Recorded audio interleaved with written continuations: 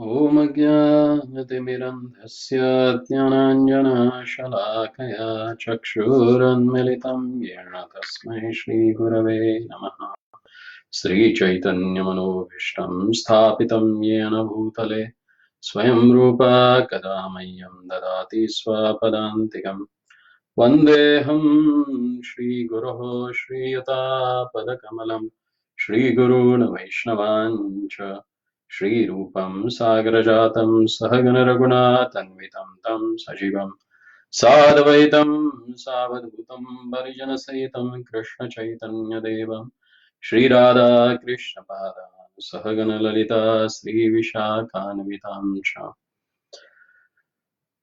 आनन्दलीलामयविग्रहाय हेमाङ्गदिव्याच्छविसुन्दराय तस्मै महाप्रेमरसप्रदाय श्रीचैतन्यचन्द्राय नमो नमस्ते।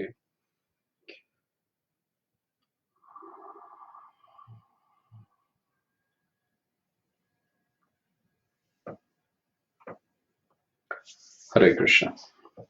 So we'll start today reading from Mukundamala Stotra from text number 46.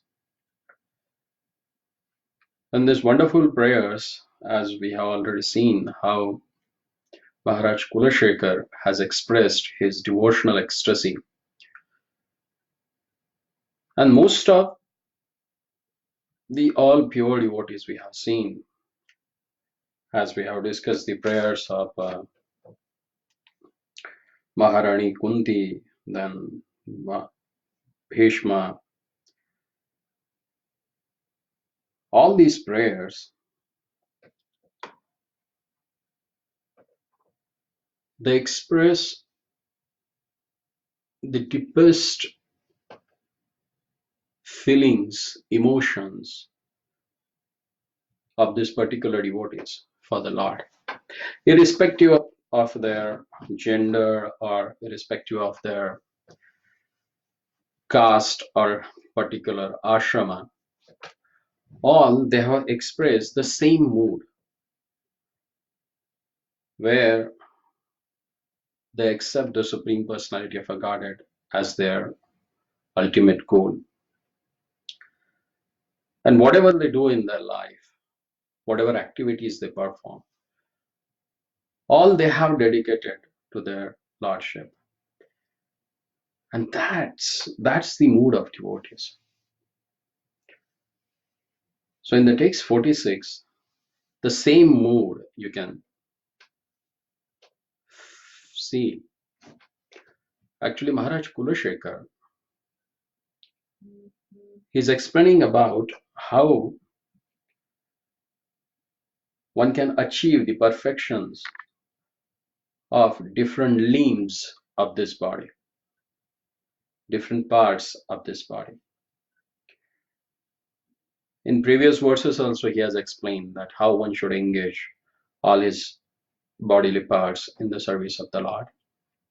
So here in this verse, specifically he speaks about 4 most important limbs of our body. Because if you don't engage them in the service of the Lord, then definitely you are going to engage them in your own service, in the service of your senses, in the service of your own ego and your material existence. So if you want to really get rid of the material existence, then how one should engage this particular parts of your body, subtle as well as gross level. So here he says, Prananam ishasya shirafalam vidas tad archanam pranafalam divaukasaha manaha phalam tad gunatattva chintanam vacha phalam tad gunanukirtana buddha. So here he says, the wise inhabitants of the heavenly regions, that is demigods, knows that the perfection of the head is to offer prostrated obeisances to the Supreme Lord. So the real identification of Jiva or living entity, wherever he may be, whichever planet he may be, is that he is the servant of the Supreme Personality of a Godhead. Generally, what happens when we are puffed up and we have our own identity that we specify, then what happens? We keep our ego up with the pride and our false identity. We don't want to surrender anyone. But here he says, pranamam ishasya shirasaha. One should offer his pranama, the obeisances, to the Lord by bowing down his head. Not only bowing down, but offering an outstretched obeisances to the Supreme Personality of a Godhead. What we called it as a Sashtanga Pranama. Pranama means Prakrishta Ritena Nipada, falling down on the ground and touching the lotus feet of the Lord. That means the ultimate surrender that one has to accept. So,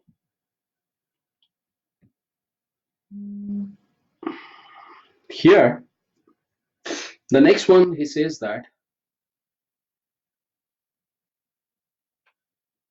the perfection of a birth of life breath is to worship the Lord. The perfection that one can achieve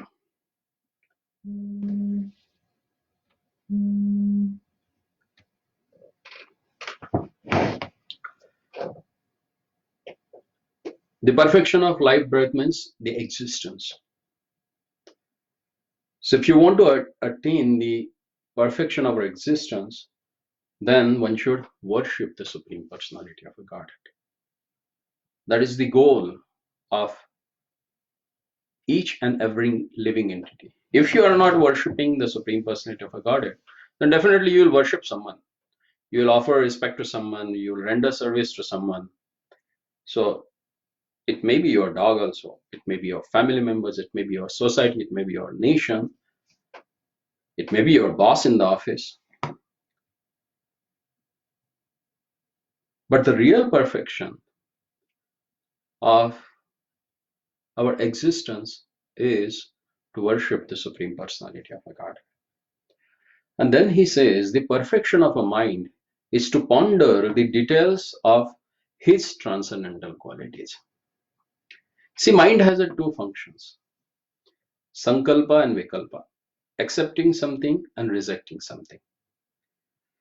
Generally, when we are in this material world, what happens? We accept those things if we are on the bodily concept of a life,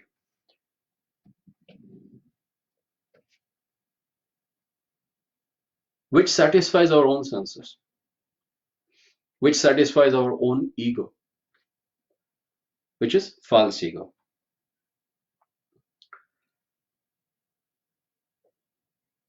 And there is another function of mind also, that it always ponder on something, that is either positively or negatively. Positively means chintana and negatively means chinta.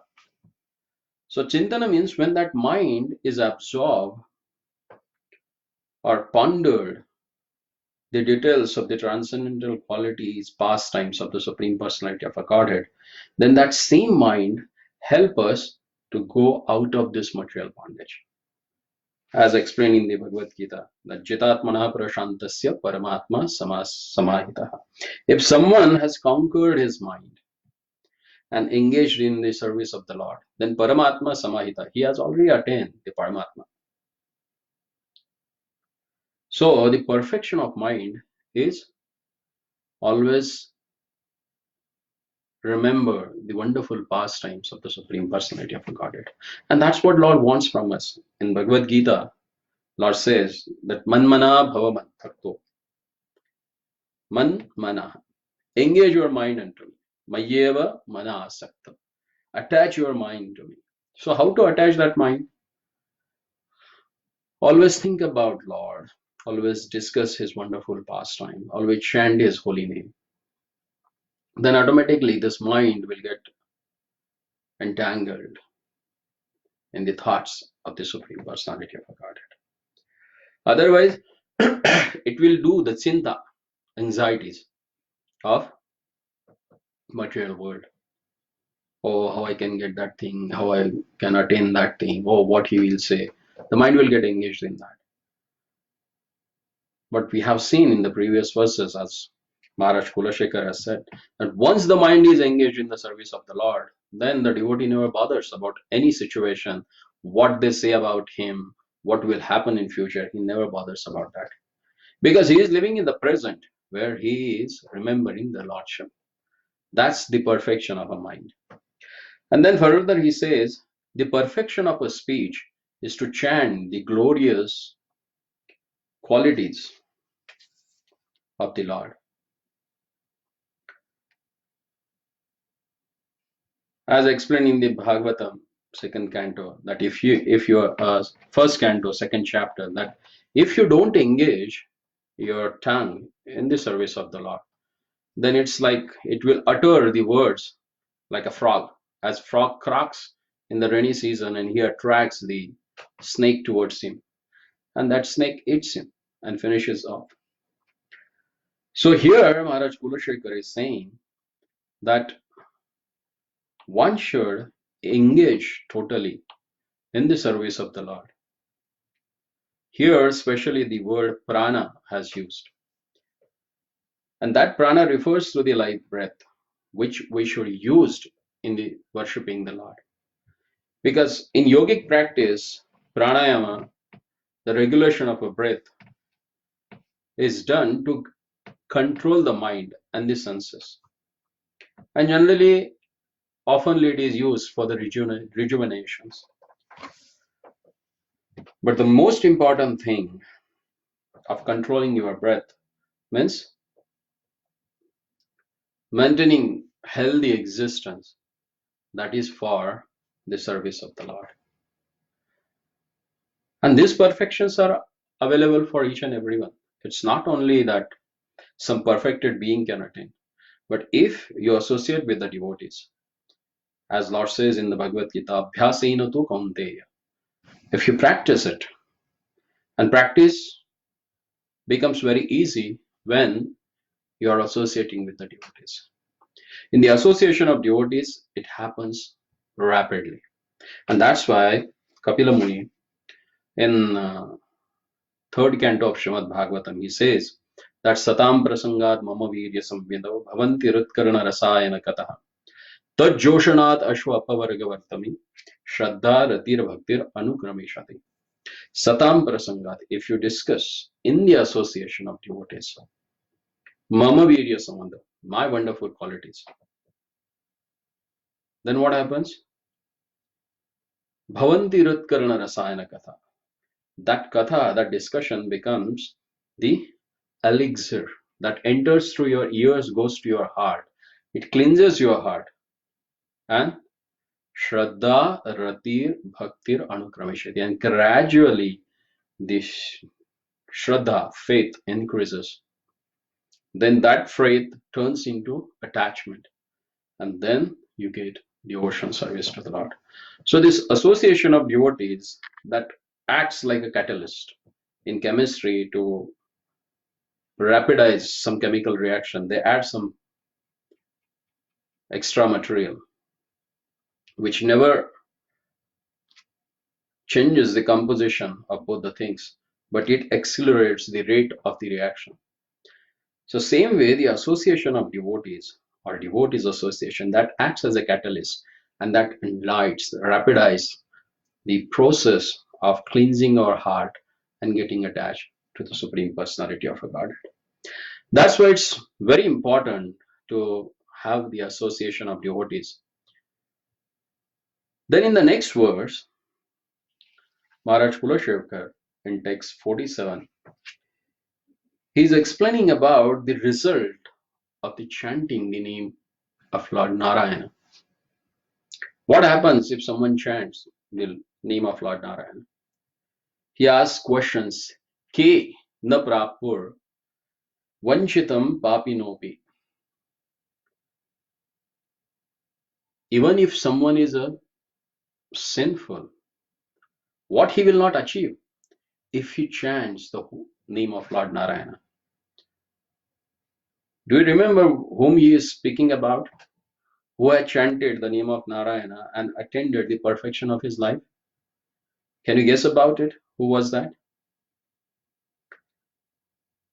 That was Ajamil.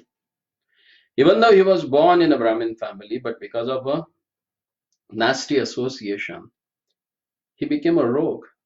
He became a thief. He started plundering the assets of other people. He started killing them to fulfill his material desires. He gave up all the Brahminical standard and he became lower than the Shudra. He started associating with prostitute. He got married with one, had 10 kids. But luckily, by his some previous birth fortune, he kept the last son's name Narayana. And he was too attached to him. So he always used to call upon Narayana, Narayana, Narayana.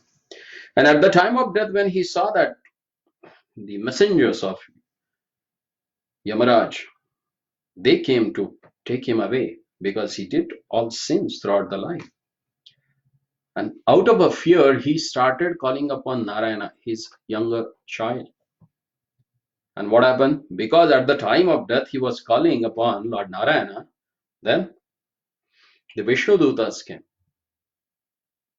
And that's why Maharaj Kulashekar is asking here, Shriman Purocha Narayanakyam Kena Papurvanchitam Papinopi Han Purvavaka Pravrittana Tasmin Tena Praptam Garbhavasadi Dukkham.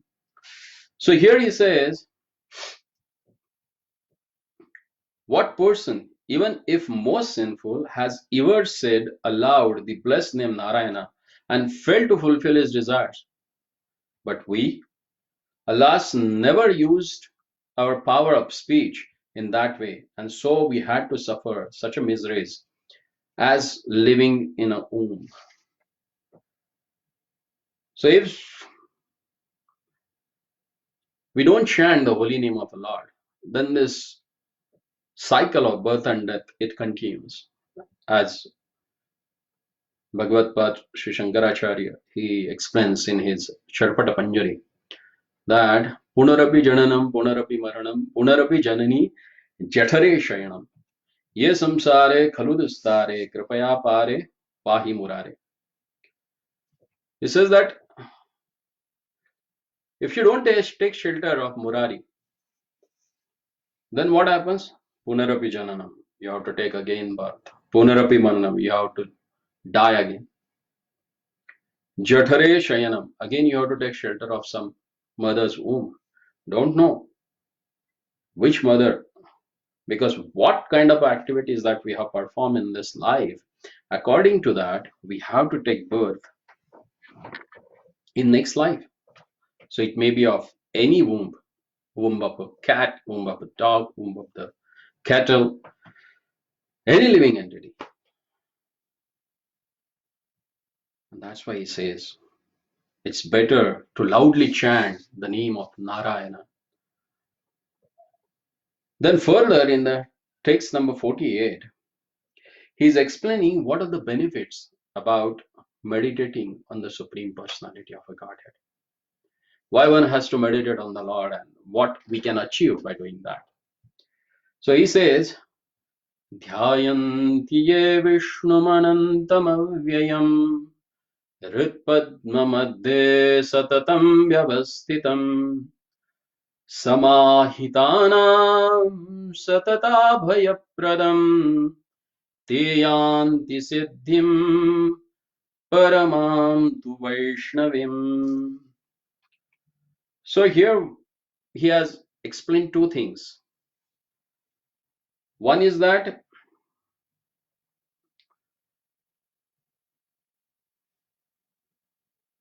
Lord grants the abhaya.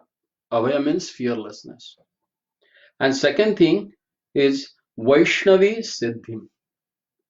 So let's see what are those things. He says, the unlimited and infallible Vishnu, who is always present within the lotus of the heart, grants fearlessness to those who fix their intelligence upon him.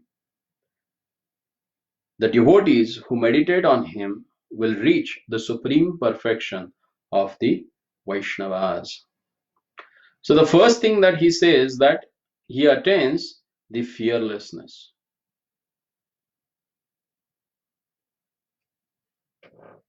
Once the living entity, he considered himself as the servant of the Supreme Personality of Godhead and accepts him as a parts and parcel of the Supreme Personality of Godhead, then automatically the fear of death goes away. That is the biggest fear that one can have in this world. There are several fears, bhayas, that one may undergo throughout his life. As explained in the scripture, people are always afraid of something. It's not that they are not at all. They are always. Because we can't live without fear. We always have some or others fear in our life. As explained that bhoge roga bhayam, the person who wants to enjoy in this material world, he always has a fear of roga. If you get disease, then you can't enjoy because body is not able to give you the same strength or capacities through which you can enjoy in this world. Then bhoge roga bhayam,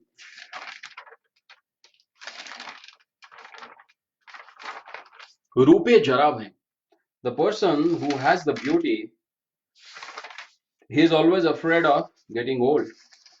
And we have seen the whole cosmetic industry runs on that.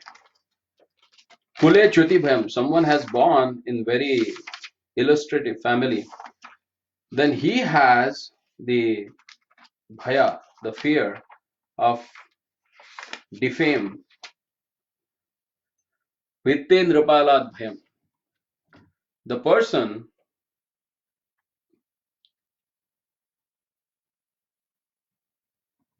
who has a lot of wealth, he is always afraid of a king. Previously kings, but nowadays with the tax people, with the government. Then mane dainyabhyam, the person who has a fame, prestige. So if someone defame him and puts him down, so he's afraid of that. Then bale ripubhyam, the person who has a lot of strength, bodily strength, public strength, he is always afraid of the opponent, his enemy. Bale ripubhyam. Shastre vadi bhyam, the person who is a scholarly, who has erudite scholar, is always afraid of meeting some other scholar because that person may defeat him and he will lose his position. Gune khalabhem, the person who has good character, they are always afraid of the people who are bad guys, goons. Kale kritantat bhayam, everything has its own time to get finished. So everyone is afraid of the ending time. Sarvas vastu bhayanvitam. Everything in this world is bhayanvitam, covered with the fear.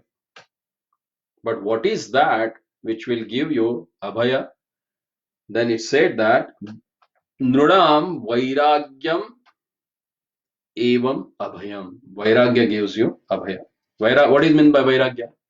Vai means which is not. Raga means attachment.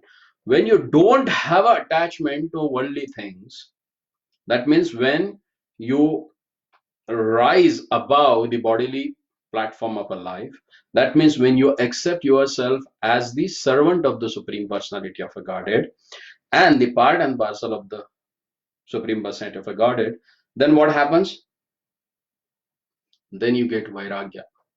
detachment from this world. And if you are not attached, then definitely you will not have any fear. And when that happens, when you start meditating upon the Lord, who is there in your heart, whom we call as a Parabrahma, Paramatma, Bhagavan, Sri Krishna, who resides in your heart.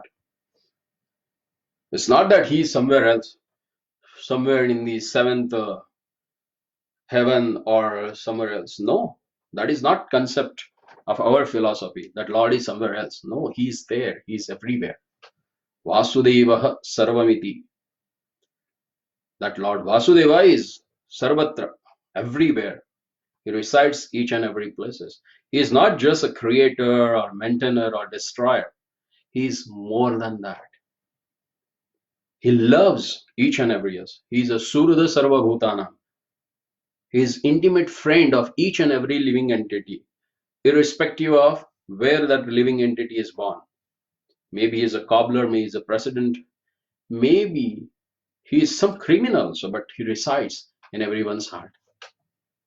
So Lord is not somewhere else. He is there in everyone's heart.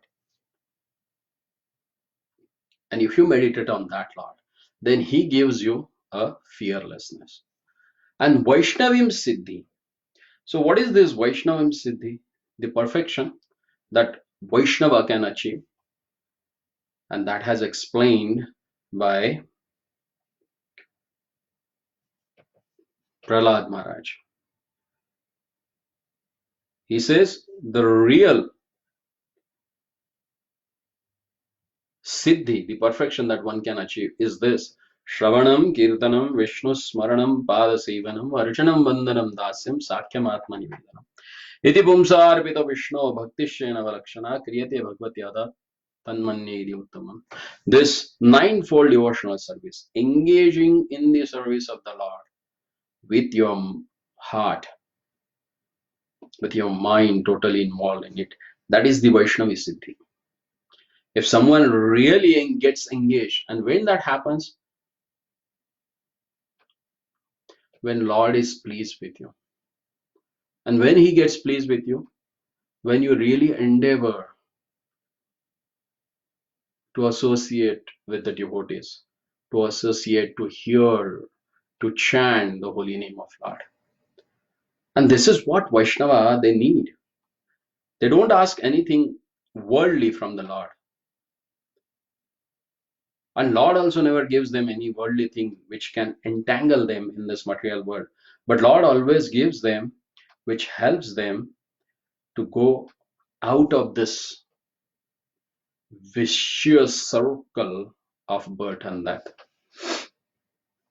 In the next verse,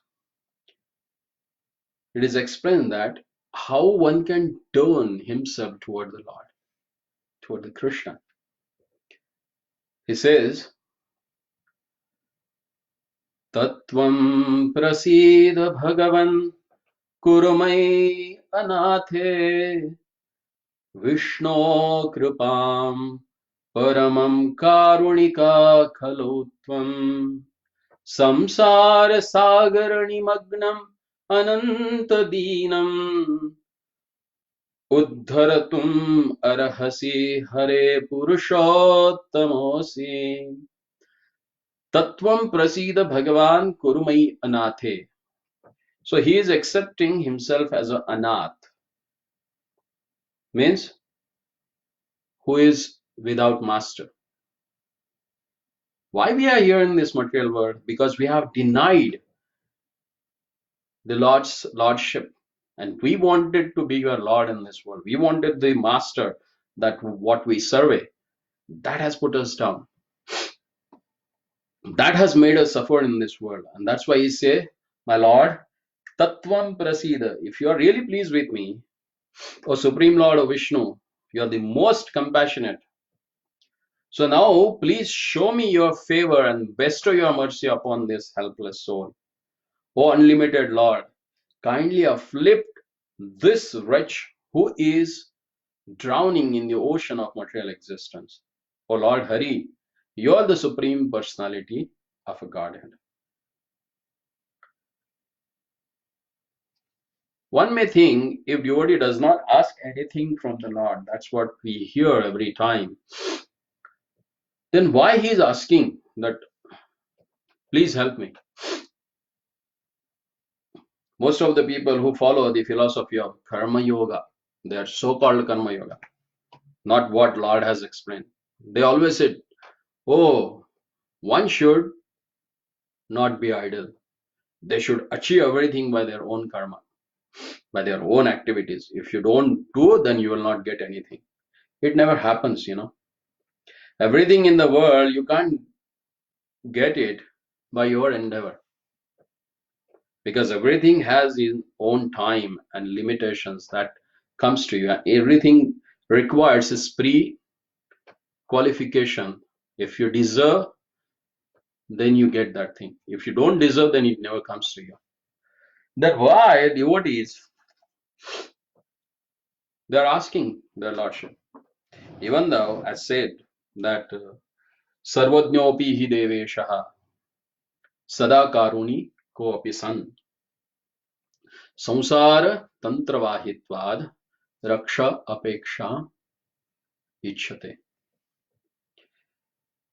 Sarvajñopi devesha, even though Lord knows everything, nothing is hidden from him, because he resides in your heart.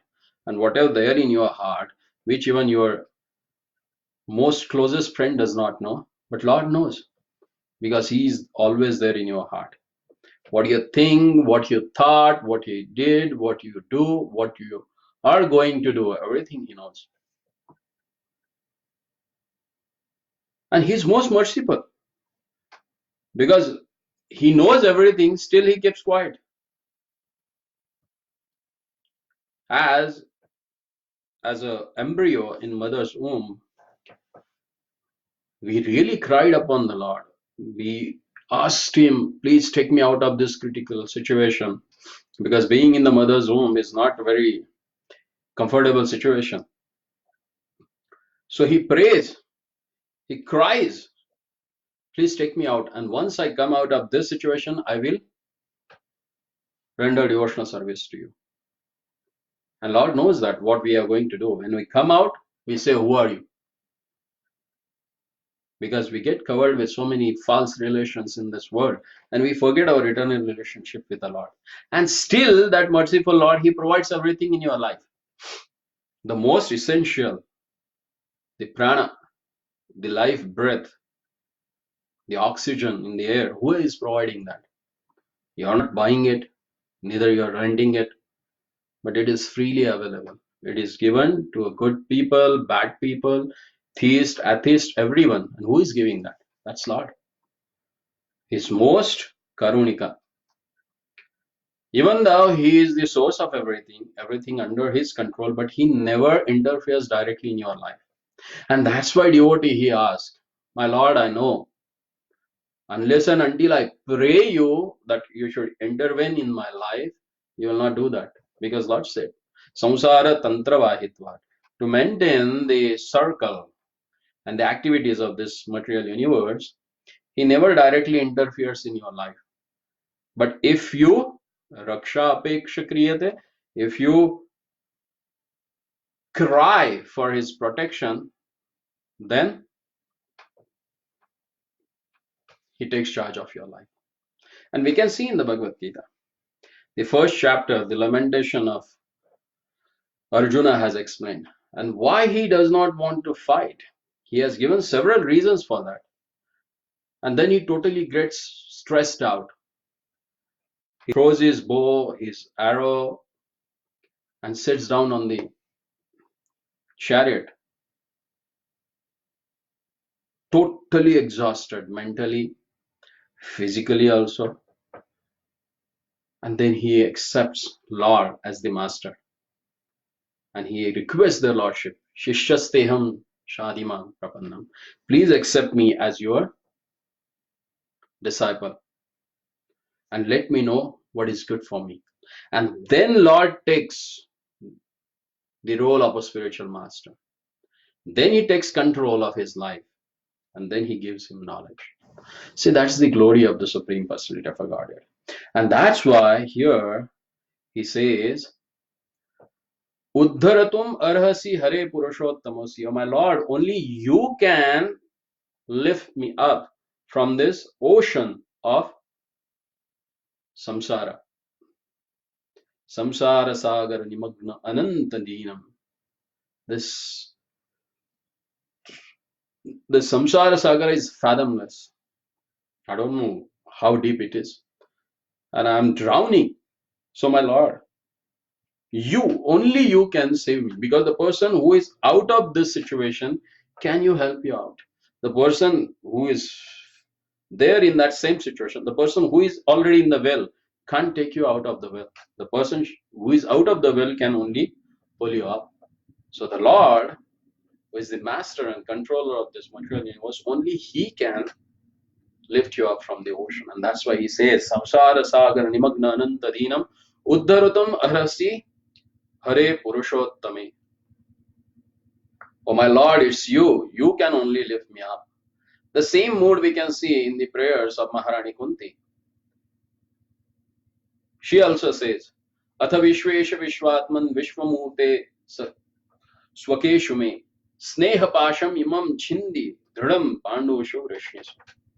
O Lord of the universe, soul of the universe, O personality of the form of the universe, please therefore sever my tie of affection for my kinsmen, the Pandavas and Vrishnis.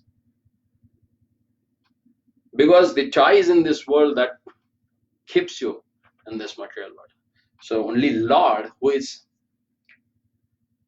totally aloof from these ties, can cut these ties and take us out of this world. And that's why, see, all great Vaishnavas, they cried for it. Like the prayer, Gopinath. Each and every stanza of that song written by Bhaktivinoda Thakur, it explains the deepest feeling of a Vaishnava for the Lord. O Gopinath, Amito Kamera Das, I'm the servant of Kama, my desires, Kama means desires that keeps you away from Krishna. It's only you, my Lord, who can take me out of this. And then further, in the text number 50, Maharaj Kulashekar is describing the beauty of the Lord who resides in the Shirodaka Sagara, that is in the milk ocean. How he looks like, because that same Shirodakshai Vishnu is present in each and everyone's heart as a super soul. So here Maharaj Kulashekar is explaining about the beauty of that Lord. He says, Kshir Sagar Taranga Shikara Saratar Kita Charumurtaye Bhogi Bhogash Shayaniya Shayine Madhavaya Madhutvishe Namaha. Obeisances to Lord Madhava, enemy of the Madhu demon. His beautiful form lying on the couch of the serpent Ananta is speckled by the shower of a spray from the milk ocean's waves. In Srimadam Bhagavatam also, Srila Vedavyas, he also describes the beauty of Lord Vishnu. He lies in a yoga nidra. He says, Priksham kshipantam haritopaladre sandhya bhranivarururu kramurdhanaha ratnodharaushau shadiso manasya vanasrajo venurbhujangripangраye. The luster of the transcendental body of Lord mocked the beauty of the coral mountain. A coral mountain is a very beautiful dress by evening sky, but the yellow dress of the Lord mocked its beauty. There is a gold on the summit of the mountain, but the Lord's helmet, bedecked with the jewels, mocked it. The mountains, waterfalls, herbs, etc., with a panorama of flowers, seem like a garlands, but the Lord's gigantic body and his hands and legs, decorated with the jewels, pearls, tulsi leaves, and flower garlands, mocks the scene on the mountain. So here, Vedavyas is also explaining about the beauty of their Lordship. And then here specifically he calls as a Madhudvishaha. Maharaj Kulashekar, he is describing Lord as a Madhudvisha, the killer of Madhu. See, Lord has a different forms, and those forms are according to the different pastimes that he has performed. He is called as a Madhusudana or Madhudvisha because he has killed the demon Madhu. So it's not that this Shirodakshai Vishnu has killed the demon Madhu, but Lord in his any form, he is a Lord. As explained in Chaitanya Charitamrita, that Krishnadas Kaviraj Goswami in the Adi Leela 5th chapter, he explains that Avatara Avatari Abhed ye jane Purve yaiche Krishna ke keho kaho kari mane. That means they know that there is no difference between the incarnations and the sources of the incarnation. Previously, Lord Krishna was regarded in the light of different principle by the different people. So same Lord is called upon different people in different situation by the different names. So further, Krishnadas Kaviraj Goswami says, केहो कहे कृष्ण साक्षात नर नारायण केहो कहे कृष्ण है साक्षात Vaman. Some said that Krishna was directly Lord Naranarayana and some called him Lord Vamana's incarnate. केहो कहे कृष्ण क्षीरोदशाई अवतार असंभव नहे satya vachana sabar. So he says that some call Lord Krishna as an incarnation of Lord Shirodakshai. All these names are true. Nothing is impossible. Krishna yave avatare swamsha ashreya sarvamsha asitabe krishnete milaya. It's very important to understand. When the Supreme Personality of Godhead Krishna appears, he is the shelter of all plenary parts. Thus at the time, all his plenary portions join him. So all there are different expansions of the Lord, they come at a different time period to perform different activities. But when Lord himself appears, all these expansions, they are taking shelter of this main, that is Avatari, Lord Krishna. So all these names, whatever he has in different forms and different time places, he can be called upon any name and when he comes as a Krishna.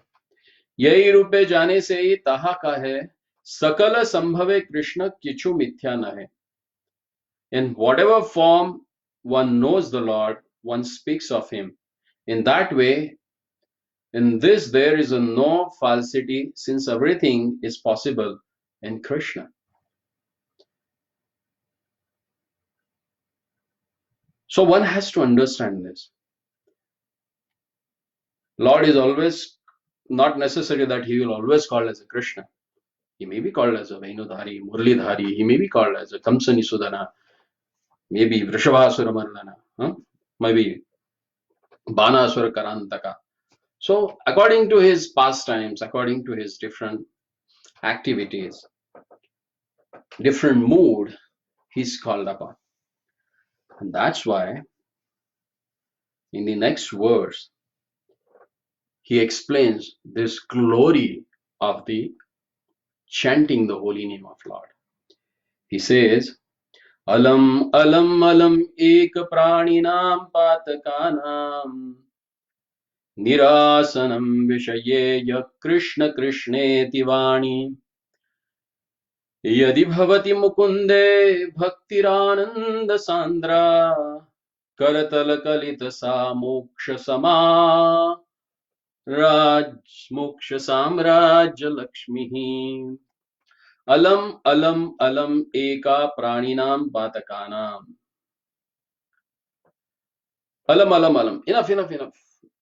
He says that if you chant just Krishna, Krishna, that is enough to drive away the sins of the living beings. Whatever you sins that you have committed, everything will get washed up. Aneka Paparashi. It says that if you chant once the holy name of the Lordship with a pure heart, then what happens? Girinam Api Paparashi. Maybe the heaps of mountains of sinful activities are there.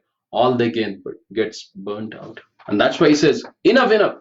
That's enough. If twice you say Krishna, Krishna, all your sins will get eradicated. They will get totally vanished. Anyone who possesses devotion of Mukunda, that is densely imbued with the ecstasy, hold in the palms of his hands the gifts of liberation, worldly influence, and wealth. So here he says that if someone has attended the devotion of their Lordship, then there is nothing in the world that he can achieve. That means everything he has achieved. Why?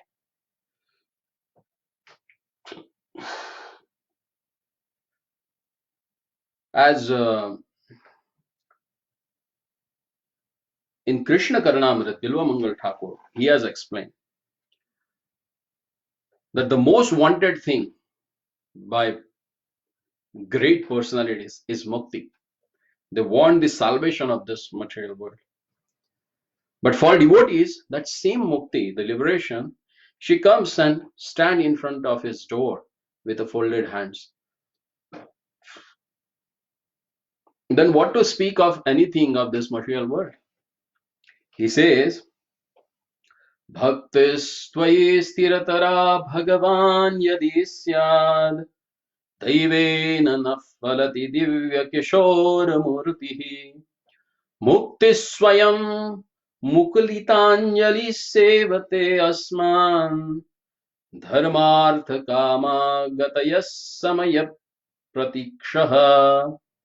He says in Krishna Karanamrit, Bilvamangal Thakur, he says that, my dear Lord, if I'm engaged in a firm devotional service unto you, then I can very easily perceive your transcendental youthful form.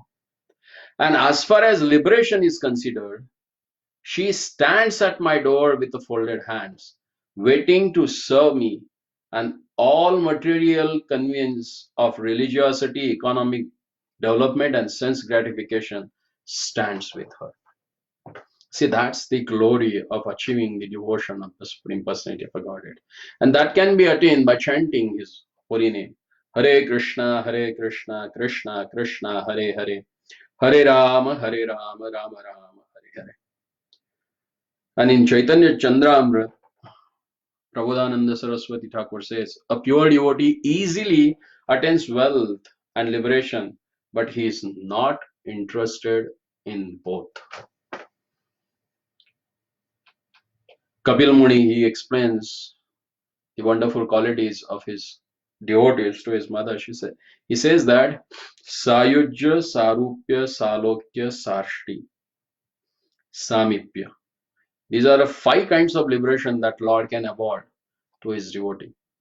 Deyamanam na grahananti, but my devotees, even I try to give them, they don't accept it.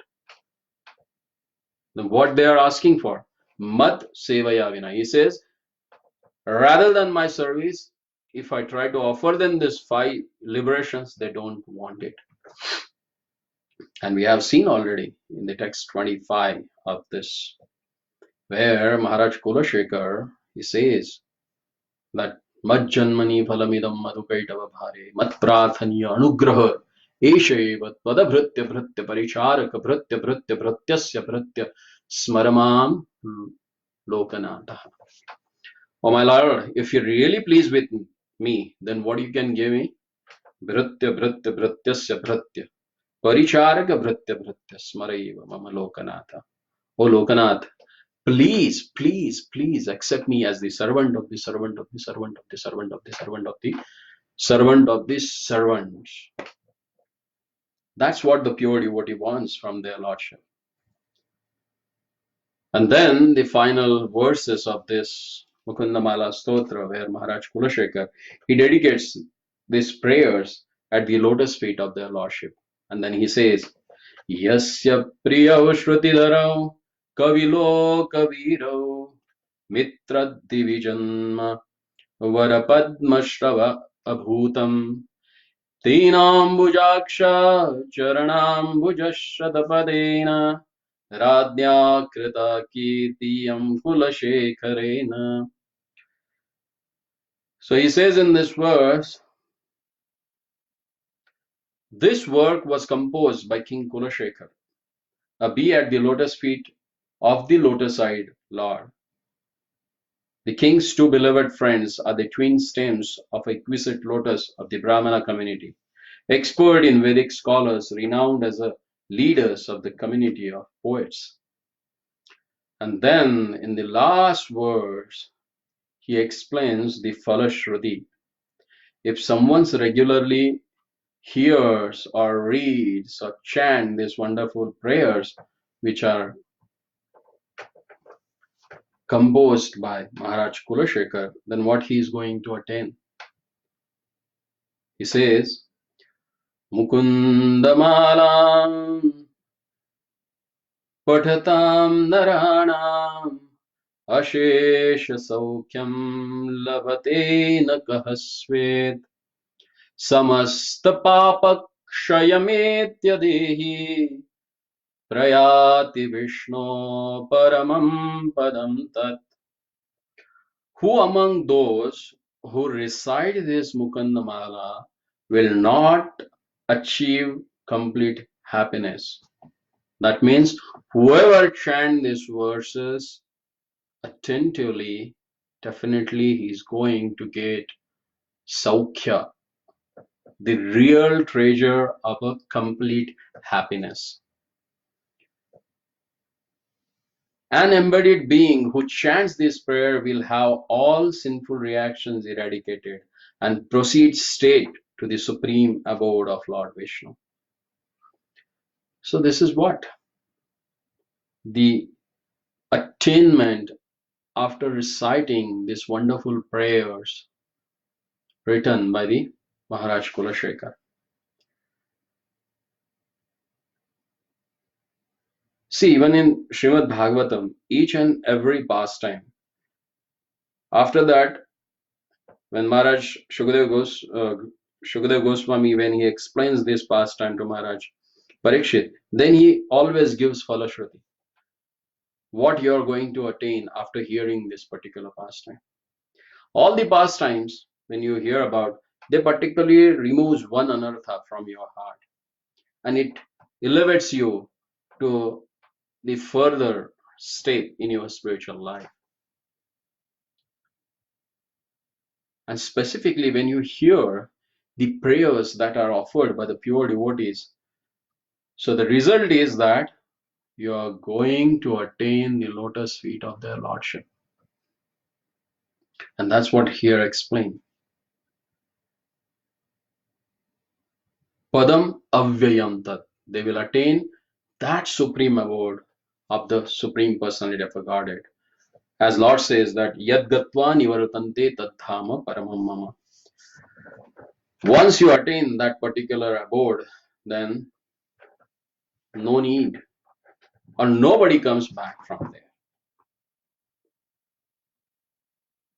So we humbly request all of you, please recite these prayers every day. Try to read them, try to memorize them, try to understand them, try to make them as a part of your life. Because His Divine Grace used to always say that there are few prayers, if you repeat them regularly, that changes your heart.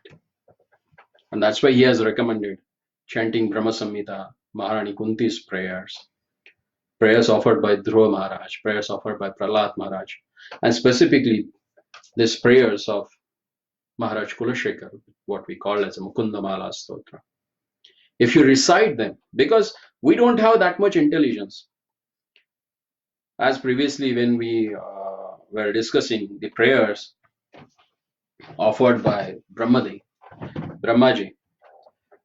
before he started creation, he offered prayers to the Supreme Personality of Godhead.